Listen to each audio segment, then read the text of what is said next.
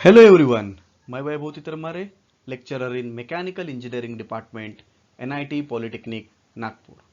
आप सभी का स्वागत करता हूँ हमारे कोर्स अप्लाइड मैकेनिक्स में।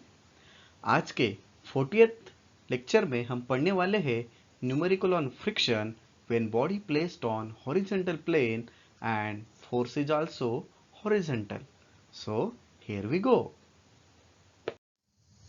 Let us revise the previous lecture. In previous lecture, we have learned about the basic term used in the friction. So we have discussed about the definition of friction. After that, types of friction, then advantages and disadvantages of friction. We have also discussed about the coefficient of friction, then angle of friction, angle of repose, and lastly limiting force of friction. Limiting force of friction, ये सभी topic हमने पिछले lecture में cover किए थे। I hope आप सभी ने इन क्वेश्चंस को या इन डेफिनेशंस को अच्छे से पढ़ा होगा।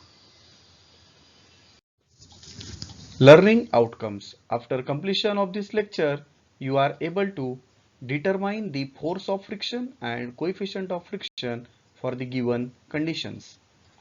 These are the program outcomes which are going to be achieved after successful completion of this lecture. So let us start our today's lecture. Before starting our lecture, we must know the different formulas. पिछले lecture में हमने पढ़ा था कि coefficient of friction is frictional force divided by normal reaction. Frictional force divided by normal reaction. Then angle of repose, that is phi, इसको हम क्या बोलेंगे, phi is equals to tan inverse of mu, and resultant reaction S equals to Rn under root of 1 plus mu square, under root of 1 plus mu square. Okay,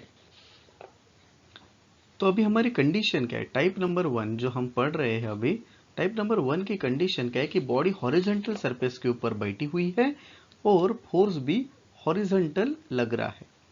तो diagram कैसे बनेगी इस type में, देखिए this is my horizontal surface, यहाँ पे this is my horizontal surface,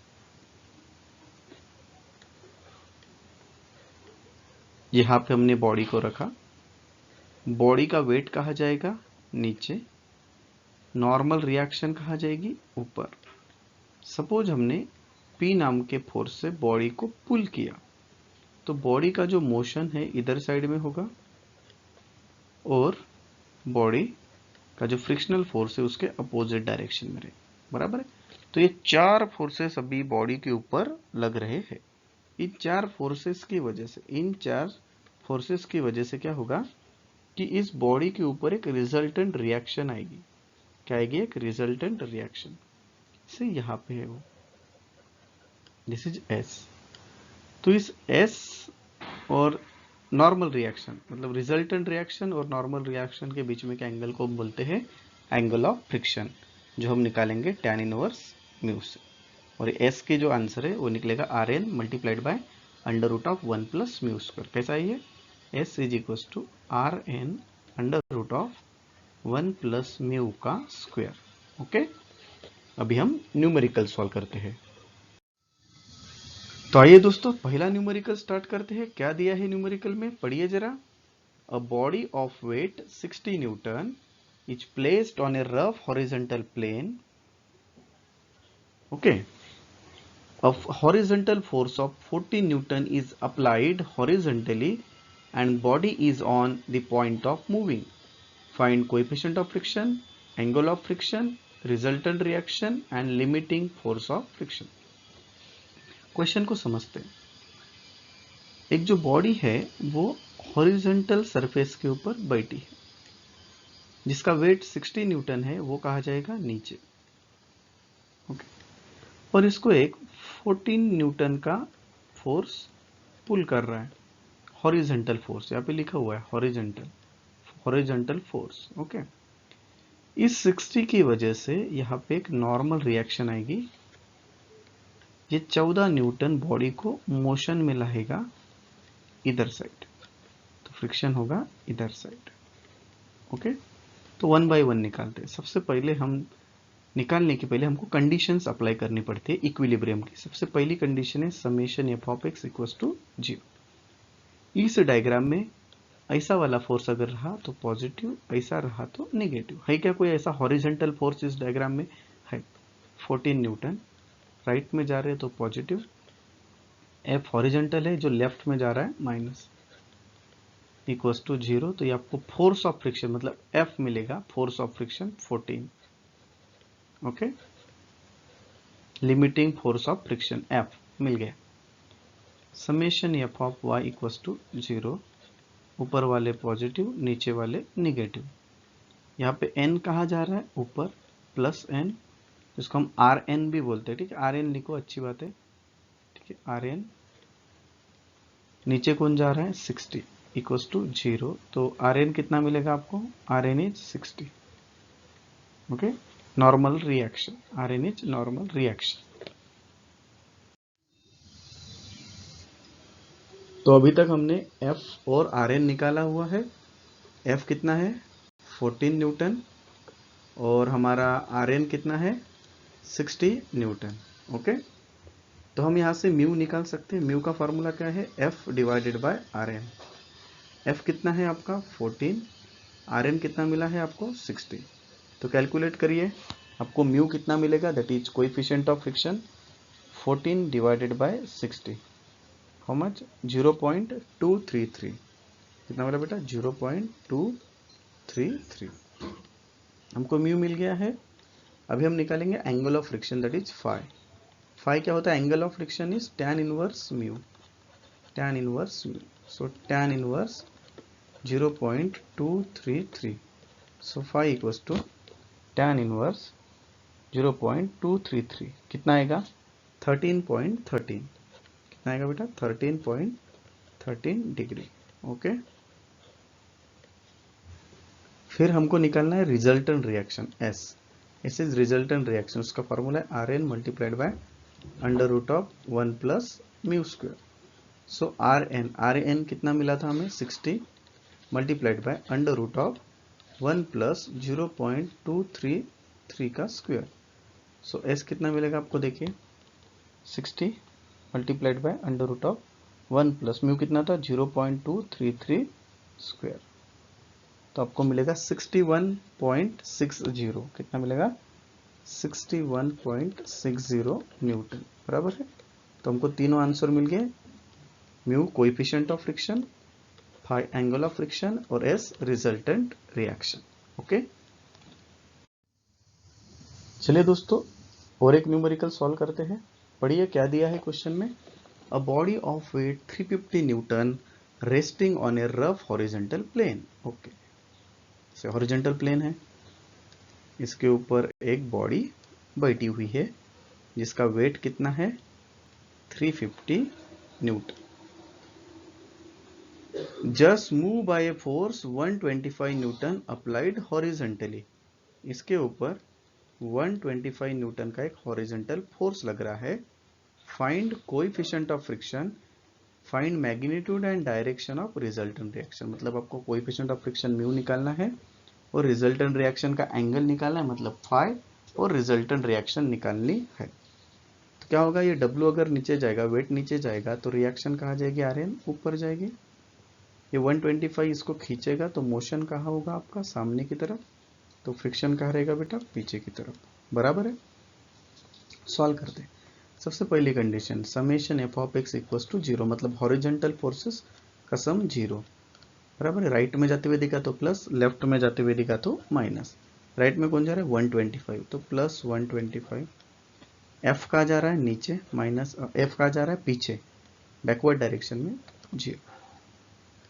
so F is equal to क्या मिलेगा हमको? 125 न्यूटन। ओके, ये फ्रिक्शनल फोर्स या लिमिटिंग फ्रिक्शन बोल सकते हैं।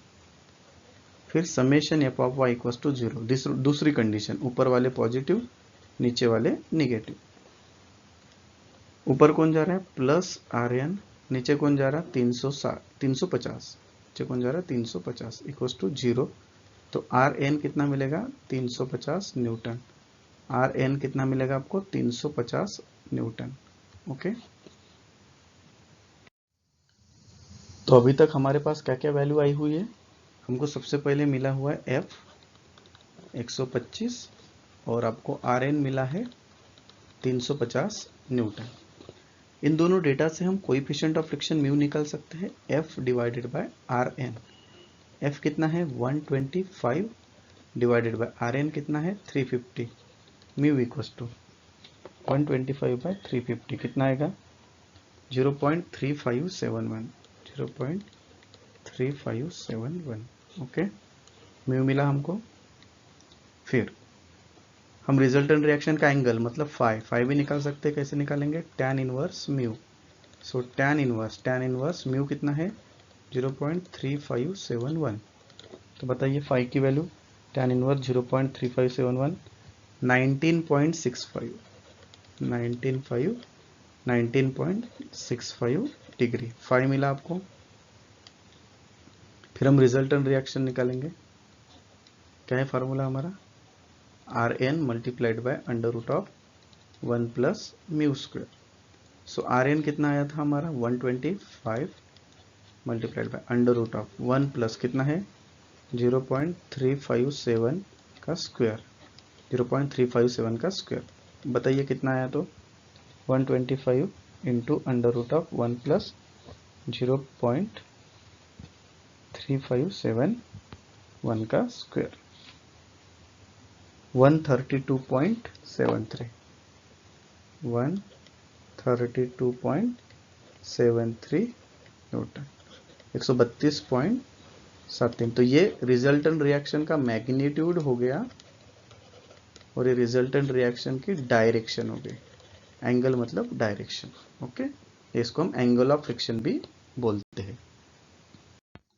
और एक न्यूमेरिकल को सॉल्व करते हैं अभी हम। न्यूमेरिकल नंबर 3 क्या दिया हुआ है, अ ब्लॉक है 300, a block of 100 newton can just move by applying a pull of P Newton applied horizontally. Find P if mu is 0.5. Also find angle of friction. बहुत इंपॉर्टेंट न्यूमेरिकल है ये, ठीक है, पेपर में आएगा देखना। एक ब्लॉक है 100 न्यूटन का, कुछ भी नहीं दिया है तो सिंपल हम क्या करेंगे हॉरिजॉन्टल के ऊपर रख देना उसको, ठीक है। कितने का ब्लॉक है ये 100 न्यूटन का। देखिए 100 न्यूटन चले गए नीचे तो रिएक्शन कहाँ जाएगी ऊपर। Okay, it is move by मतलब उसको मूव किया गया, applying a pull of P newton, इसके ऊपर पी न्यूटन का फोर्स लगा हुआ, हॉरिजॉन्टल लगाया। हमें ये पी को निकालना है। जब म्यू की वैल्यू कितनी रहेगी, जब म्यू की वैल्यू कितनी दी हुई है 0.5। दोस्तों ये पी इस बॉडी को इधर लेके जाएगा सामने की तरफ, सामने की तरफ लेके जाएगा तो फ्रिक्शन कहाँ रहेगा पीछे की तरफ। मानते हो इस बात को, पी को खींचा तो फ्रिक्शन पीछे ही रहेगा।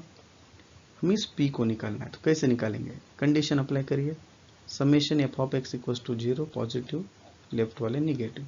तो राइट साइड में कौन जा रहा है प्लस पी, लेफ्ट साइड में कौन जा रहा है माइनस एफ इक्वल्स टू 0। तो हम यहाँ पे इसे लिख सकते हैं क्या पी इक्वल्स टू एफ, क्या लिखेंगे यहाँ पे P equals to F. Okay, तो जितनी पी की वैल्यू आएंगी उतनी कितनी आएंगी एफ की वैल्यू आएंगी। देखते हैं, अभी हम दूसरी कंडीशन लेते हैं, summation F of Y equals to 0, ऊपर वाले पॉजिटिव नीचे वाले निगेटिव। आर एन कहा जा रहा है ऊपर, सो प्लस आर एन, और डब्ल्यू कहा जा रहा है नीचे 100 इक्वल्स टू 0। तो आर एन कितना मिला हमको, ये 100 उधर चला जाएगा 100 मिला। ओके, आर एन 100 मिला। हम यहाँ पे म्यू का फॉर्मूला यूज कर सकते हैं। म्यू इक्वल्स टू क्या होता है F divided by R N होता है, बराबर है। तो म्यू की वैल्यू कितनी गिवन है यहाँ पे 0.5, एफ कितना है नहीं पता, डिवाइडेड बाय 100। तो यहाँ से आपको एफ मिल जाएगा, कितना मिलेगा 0.5 मल्टीप्लाइड बाय 100, मतलब एफ कितना मिला 50 न्यूटन। और जितना एफ है उतना ही क्या है पी है, तो P equals to F equals to कितना हो जाएगा 50 newton. P equals to F equals to कितना हो जाएगा 50 न्यूटन। क्लियर? तो this is our answer. So this is the unit outcome that we have achieved. In today's lecture, we have solved the 3 numericals on friction topic, that is type number 1, and these are the program outcomes that we have achieved. These are the most likely questions asked in MSBT. आप सभी ने इन question को अच्छे से solve कर लेना है. Okay, so thank you very much guys. अगले लेक्चर में हम टाइप नंबर 2 के न्यूमेरिकल देखेंगे, जहां पे बॉडी हॉरिजॉन्टल प्लेन के ऊपर ही रहेगी और फोर्स इंक्लाइन लगेगा. फोर्स कैसे लगेगा? इंक्लाइन लगेगा. तो ऐसे ही हंसते रहिए, मुस्कुराते रहिए और मैकेनिक्स की प्रैक्टिस करते रहिए. Thank you.